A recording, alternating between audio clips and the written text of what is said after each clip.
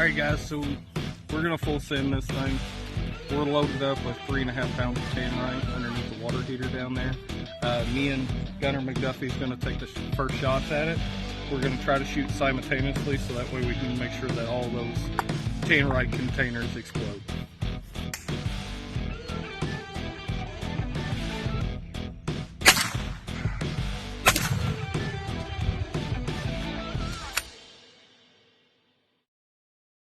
Hey guys, thanks for watching. Special shout out to Gunner McDuffie and It's Not Lucky for helping me out with this video. We still got a water heater left, so there'll be a future video where we blow that thing up a little better.